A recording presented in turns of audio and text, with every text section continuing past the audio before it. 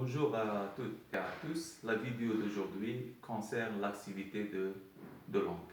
C'est le discours direct et le discours indirect. Il y a aussi le discours indirect libre qu'on va voir dans une autre vidéo après.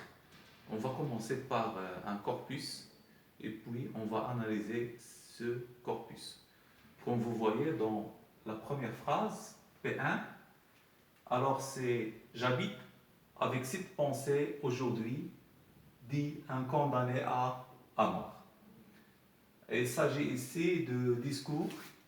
Alors, il s'agit ici de discours direct. Pourquoi? Parce qu'il y a deux guillemets et un point et un verbe introducteur.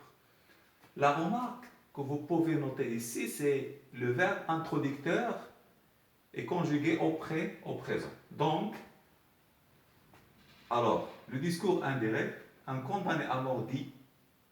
Alors, on doit commencer par le verbe introducteur qu'il habite avec cette pensée ce jour-là. Comme vous voyez, le présent de verbe introducteur nous oblige de ne pas changer le temps verbal ici. Alors, ce qui change seulement, c'est le pronom personnel je devient il parce qu'il y a un condamné à mort. Et le subordonnant, c'est que. Pourquoi? C'est le type de phrase déclaratif qui nous oblige de faire le subordonnant que.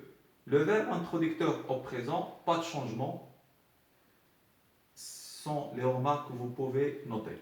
On va changer le verbe introducteur de présent vers le passé composé et on va voir le changement aussi de verbe de présent vers l'imparfait.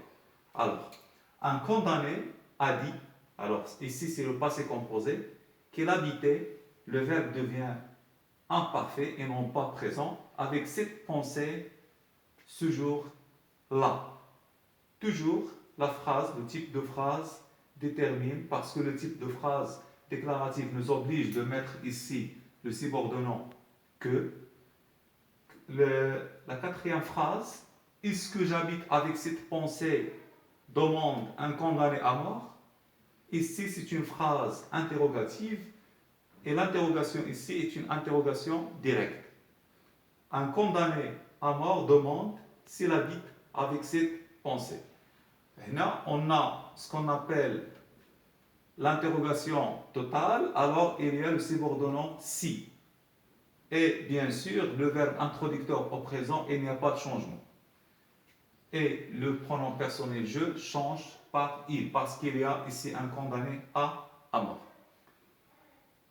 La phrase suivante, 6, allez vite, ordonne un condamné à mort. C'est une phrase impérative.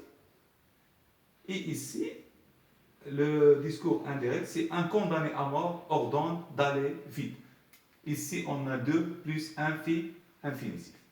En grosso modo, en général, les indicateurs de temps changent. Les indicateurs de lieu changent. Les pronoms personnels changent. Et on doit faire attention au type de la phrase. Et merci de votre attention et à la prochaine.